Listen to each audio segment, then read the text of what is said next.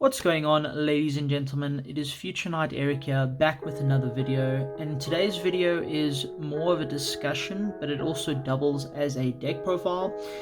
Reason being is I went to two locals this past weekend, my regular locals AI Fest and the locals that I hit up maybe twice a month, Nexus Hub, and I ended up going 8-1, only dropping a single match over the entire weekend. At AI Fest, I went 4-0, coming first place, and at Nexus Hub, I ended up going 4-1, dropping a single match to a PK Adventurer player, and I can confidently say I only dropped that match because I misplayed, but I'll get to that when I speak more about my matchups. But this video is a discussion primarily around this card, and this card is a problem.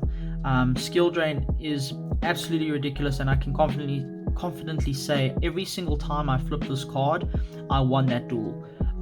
It is absolutely ridiculous. Konami banning one card that's pretty much, removed one aspect of the game, being spell cards, just to bring back a card to 3 that removes another aspect of the game, doesn't really make sense to me. I don't know if they were pushing for Aldrich to become a meta contender or not, but it feels like it definitely has, just because of this change. Speaking a little bit about Aldrich just in general, having played the deck now for quite some time and seeing some really good success with it, I have to say I'm a little bit disappointed at the international results with the deck. Not a lot of people are topping, the bigger locals or regionals or OTS qualifiers, and it's a bit confusing, just because I think people aren't playing the deck. It's not represented. Yesterday I uploaded a regional deck profile from my good friend Matthew, who's playing VW, and that regional, there was not a single Aldrich player. There was someone using Aldrich as an engine, with some Dogmatica and DPE and other shenanigans, but he was not playing it pure, and there was not a single other Aldrich player there, not even as an engine, not pure, nothing, out of 55 people, and that is just unbelievable to me. I don't understand how that can be real, like how people do not see 3 skill drain and think, oh, let me take Aldrich to a tiered event, a high tier event. I personally did not play that regional. I was judging, but also I have a terrible track record with regionals and OTS qualifiers. I just don't have a lot of luck. Some of the regionals I played in, I've always end up in 9th place. Others I just do terribly and I lose to sacky cards. Of course, in the beginning of my Yu-Gi-Oh career, I didn't have the cards to compete at that level. But I can confidently say now with this deck and having 3 skill drain that my goal for this year is not only to get 1,000 subscribers, but to also top a regional or OTS qualifier, and potentially win a regional. That would be absolutely incredible. And if I'm going to do it, it's going to be with this deck. It is absolutely disgusting. Skill drain is a problem card, and if you're not siding and if you're not ready for it in the decks that you play, it can punish you heavily. So just to quickly speak about my matchups at AI Fest on Saturday, I went up in first round against Sid. Lined it back Ecclesia, Dogmatica. You know how it goes with Aldrich. Then round 2 was against Live Twins. Having played the deck, I knew exactly where to hit them. I took that match 2-0. VW against Yasha. Unfortunately, VW has a terrible game against us unless they set up the synchro that banishes with the Chuche, and then they just pop every turn, sort of like what DPE does. And then the finals was against Sword Soul, my good friend Michael, and unfortunately I just sacked him with Sphere Mode.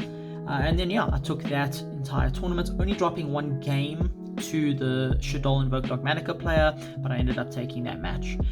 Then on Sunday at Nexus Hub, round 1 was against Bird Up Tri Brigade.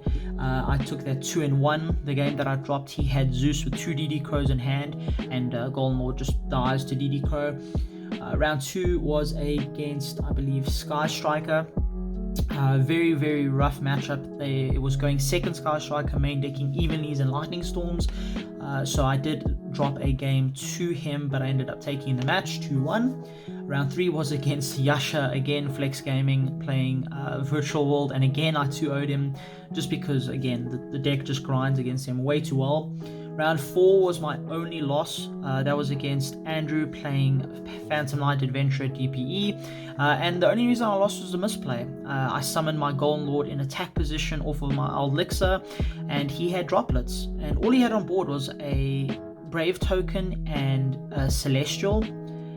He was not in any way, at an advantage, so it was just a bit gross. But when I summoned the Lord in attack mode, he droplets it and then attacked over it and attacked directly into me. I'd been using judgments and skill drains up to that point, so I didn't have much life points. So silly misplay, but it is what it is. And then round 5 was against a more pure version of Phantom Knight, a combo version, and then it ended up taking that 2-0 as well. Skill drain is just a broken card. If Konami does decide to do an emergency ban list for Scythe, I do think they have to reevaluate skill drain as a card. But again, the deck isn't represented overseas, and I believe I was speaking to Spell Speed 4YGO Byron, and he believes it's because of the Sword Soul matchup. Blackout is one hell of a card, as well as Baron, clearing boards, and a lot of good Sword Soul players won't play into the matchup aggressively. They'll play a bit of a grind game using blackouts and slowly recurring until they can OTK. But even then, just certain side deck choices you can make can circumvent, those issues having in the Sword Soul matchup. So I don't know. I just feel like this is a very slept on deck right now, and it is one that definitely needs to be considered. I'm going to lay out the cards, show off the deck list. It's very, very similar to my last profile. And then, yeah, that's pretty much it for the discussion. Alrighty, and this is the deck list. Like I said, very similar to my previous deck profile. Only difference is I decided to spice in some amazement cards, and they put in work for me the entire weekend.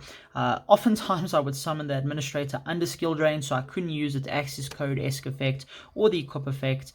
But just having a 2/6 beta alongside our Golden Lord and our Lord of the Heavenly Prison was absolutely insane. And then I did switch out judgments for infinite permanences, just so that if I drew them in tangent with my administrator, you could pretty much FTK your opponent, sort of like how it works with Altergeist. Not much else to say here. I did cut a Paleozoic Dynamiscus and IDPs for dimensional barriers, and of course to make space for the amazement stuff. The Horror House essentially does the same as IDP, flipping one of their cards face down, so it can't be used for synchros or for links. But yeah, not much else to say. The deck is pretty much solved at this point, and I'm just trying out different engines and different versions of the deck just for some spice. But I do believe the pure version is probably stronger with judgments in the main, but this is what I decided to play for the weekend. For the extra deck, pretty standard. We played the Dogmatic package Zeus, the double Dreadnought. This card is absolutely dumb. It won me 2 of my matches over the weekend. 2 Constellar, Access Code, Unicorn, BLS, Liner, of course, putting in the most work probably in the entire extra deck, and Link Spider. 2 new additions were the Dark Charmer, as well as the Diabolus, the Mind Hacker. The Diabolus was just for spice if I ever ended up with 2 administrators, and then the Dark, because we then had the administrator on top of the Lord of the Heavenly, we had more targets to link into this to bring back things like DPE and Dragoon. For the side, I decided to go back to the Sphere Mode Lava Golems, not because the Zodiacs were ever underwhelming or felt bad at any point. It was more so because of PK. Just sometimes when they don't have enough side for you, they'll still end on the DPE Scythe lock. So you don't want to get Scythe locked and not be able to make your Zeus with your 4 materials, as well as Fogblade being a bit of an issue, stopping your Bobo from attacking directly.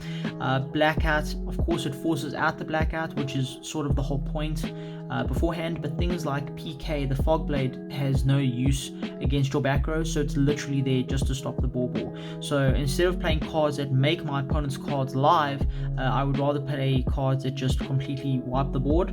Lava Golem's a bit iffy, giving them a 3k body, but it's still worth playing. Droplet is again for that red reboot. That did come up where I got red rebooted and I had droplets set, but it wasn't enough. Judgments in the side just because it's not in main, and then heavy Storm Dusters. in the side. I am thinking about cutting these just straight up for MSTs, just to hit that blackout, because like I said, against a Sword Soul player, if they play the grind game and they play very slowly, you want to just get rid of the blackout straight up, and then set 5 and then pass. And then usually if they are playing slowly, they'll either have the Baron, or they will have a Baron and the Synchro 8, or just the Synchro 8. If they end on the Baron and Synchro 8, your Lava Golem's live, which is something that they don't often do if they're playing that grindy game. So it's just a bit iffy in that sense. And that's pretty much it for the side. To close off this video, I just want to say again how absolutely ridiculous this card is, and this deck is absolutely phenomenal. If you do have access to the deck and haven't tried it out, I would definitely give it a go.